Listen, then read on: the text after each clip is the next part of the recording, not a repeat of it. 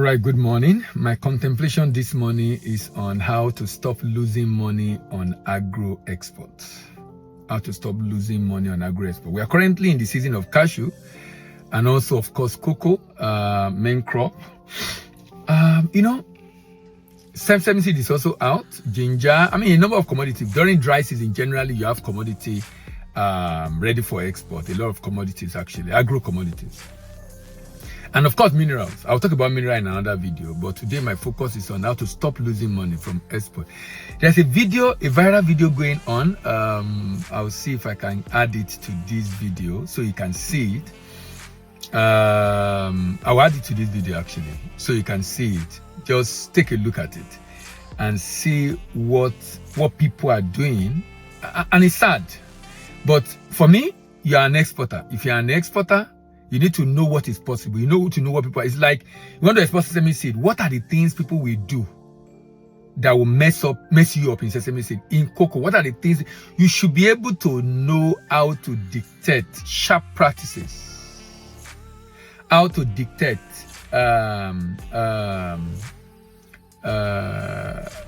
low quality product, substandard product. You should be able to know.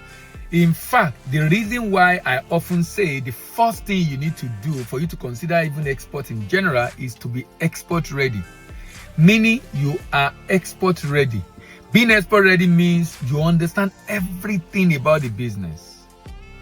You have gone through all the areas concerned about the business, and you'll be able to identify the gaps you have and fill it. Because the essence of export readiness is to do an assessment that assesses you across as a promoter, your competency. It assesses your understanding of the product, your understanding of the pricing, your understanding of the predisposition of the people you are working with and what they could do, like the video. Your understanding of your purpose, the reason you are going abroad. Understanding of the purpose why you're going abroad. Your understanding of your level of competence in handling the business, your level of capacity in terms of production, in terms of raising money, in terms of promotion, your capacity in terms of your goodwill, your understanding of the destination country in terms of the potential in the export market, the consumer, the people in the export market, and the documentation. And more importantly, the partner you have in the export market evaluated, and purchasers. Understand how to get purchasers. Having all this readiness assessment is critical. Because immediately you are export ready, then the next thing you need to do becomes easier. Understanding regulation. That's under paperwork documentation. What are the regulations? If you're exporting from Nigeria, you need phytosanitary certificate, fumigation certificate, and NAFDAC is even introducing health certificate right now. You need to understand the regulation apart from the regular document, bill of lading, invoice, packing list, and every other document. Peculiar document for that commodity. I will talk about mineral later and manufactured goods, but today my focus is on agro commodity. Peculiarity. You will always need fumigation and phytosanitary, and NAFDAC in some cases. You need to understand quality control. If you are going to stop losing money from agro export, you need to understand quality control. You shouldn't be exporting cashew and your cashew is growing in the container. You should be able to know, even if you are buying from the field, how to easily dictate. For example, if you want to buy cashew, if you want to know the cashew has moisture, if you press it, I'm trying to see if I can get something to use here. If you press it, if you hold it together and press it, let me see if I can get, I can't see anything that I can use here. But if you hold the cashew nut, let's have the cashew nut, and you press it, if you can depress the skin, as in after applying pressure, if the skin depresses, it's a sign of moisture inside, and the moisture is supposed to be max 8 to 10%. You should be able to easily determine not count of the cashew nut. The video I'm telling you, you see people, because it's a game of weight, which is why if you're buying product, you should reweigh it and put it in your own bag. When you are reweighing and put it in your own bag, don't use the bag of the supplier. Reweigh and put it in your own bag. When you are doing that, you will spot any rubbish inside the bag. When you are rebagging with your own bag, you will spot any rubbish inside the bag. And the cashew in that video is not even in the proper bag. It's in PP bag. It's supposed to be in jute bag. So you can't even export in that fashion. Quality control. Strict control on quality. You need to be able to understand how to ensure quality control. That means you need to know the specification, the moisture content. For most agro commodity, you will need to deal with impurities. You need to deal with moisture content. In some cases, you need to deal with oil content. In some cases, aflatoxin level. In beans and cashew, nut count or beans count. In cashew, kernel output ratio. In sesame seed, soybeans, oil volume, the level of oil. You need to understand the specification and know how to check it. Typically, you take sample to the lab for analysis. Packaging. How should it be packaged? There are some products you can put in PP bag, like ginger, like sesame, like soya. But there are some other products you have to put in a jute bag, like cashew, like cocoa. So you need to know the proper packaging to protect the commodity in transit and maintain the quality to the destination.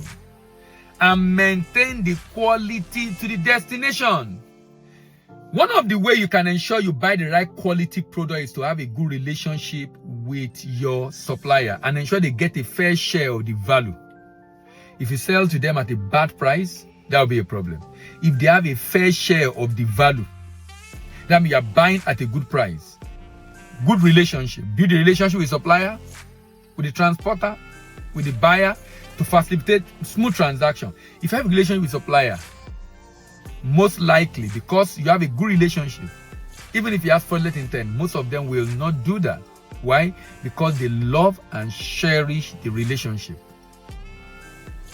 Because they love and cherish the relationship. Because they love and cherish the relationship. Because they love and cherish the relationship. Because they love and cherish the relationship. This is so important. They love and cherish the relationship. This is so important. The relationship is important to them, and that will make them to cover you. Insurance. And of course, if you're buying, if you're not going to be there yourself, your staff must be on the field. Your staff must know about these commodities and know the tricks that people play. Let me give you another trick in commodity procurement. If you are going to the field, you want to go and buy agro commodities. You're going to farm gate, or you're going to the villages, or you're going to a warehouse. You should know your weight. So if your weight is 75 kg, that's your weight as an individual. When you get to the warehouse and you want to buy, stand on the weighing scale. Stand on the weighing scale. If the weighing scale shows 70, just know there's a 5 kg difference. That way. Sorry, if the weight is showing what's the name? A higher amount. That's it's showing 80 rather. If it's showing low, that's good for you. That means you get more value. But if it's high, that means your weight is 75 ordinarily, but it's showing 80. That means you are going to be getting less value. That means when you are weighing, there is a margin of error. So if you are weighing 50 kg bag, it might be 47, 46, 44, 45 because of the margin of error. So for example, if you weigh 70 kg and you check there and their scale is showing 63 kg, sorry, 77 kg. That's 10% more than your weight. So the margin of error is about 10%. That means if you are buying 50 kg bag, if you see 55, it's likely going to be 50 kg bag because there's a 10% margin of error of that weighing scale. The way you know a weighing scale is bad is that you weigh yourself, you know your weight, and you stand on the scale before they start weighing to confirm that the scale is good. That the scale is good enough. Also, don't joke with insurance. Commodities are now very expensive. Most of them are over ₦1 million per ton. Some cocoa sometimes was over 10 million naira per ton. Because of the amount, the cost you incur. So if you are shipping a 30-ton truck, so let's assume you are buying a product that is 2 million naira per ton, and you are putting 30 ton in the truck, that's 60 million naira. You don't need a profit to tell you need to do insurance. Do good in transit insurance. Ensure you have a blanket cover for every shipment you are making. And don't just do insurance to the port of loading from the farm gate. Do insurance from port of loading also to port of discharge. Port of loading to port of discharge. If you're in Nigeria, you also need to monitor exchange rate and see if you can have an agreement with your bank to have an hedging instrument, forward, option, futures, whatever it is that they have. Because the exchange rate is coming down, that's not good for exporter. It's not good for exporter. Because you have planned based on an exchange rate, then it comes down by the time you get paid. So it's so important to not to, having done everything well, not to have issue with exchange rate. Also, don't forget, I've told you how to avoid fraudulent buyer. Do due diligence. I did another video on how to avoid fraudulent buyer, or how to detect fraudulent buyer. Due diligence on the buyer. Due diligence on the buyer. Due diligence on the buyer is extremely important. And having a representative at destination will make this a lot easier to do due diligence on the buyer. If you can attend trade mission, trade show, please do. So you can get to meet buyer one-on-one, so you can draw comfort from conversation with them. But more importantly, as I round off my contemplation this morning on how you need to stop losing money on agro commodity export, is to ensure you train your staff. Train your staff. Train your field staff. Whoever is going to go and buy, train. You yourself should be trained. And then transfer the knowledge to your staff. And lastly, seek advice. The reason we run an export mentoring and export coaching program, our export mentoring is we mentor many people together, but we do coaching one-on-one. We mentor many people together, but we do coaching one-on-one. So we have export mentor, we call export novice to export legend, but we also have export coaching, in which we have one-on-one session with the client, or with the client and the staff, to be able to address a particular issue. So depending on your interest, that determines which of the was, and then how soon you intend to start, and the cost, and how much you're looking at investing in learning. But seek advice from experts. That advice is priceless. That advice is priceless. It can save you a lot of headache. Seek advice from experts. Thank you very much. My name is Diploma. I'm your expert doctor. This is my contemplation this morning. See you in the next video, and bye for now.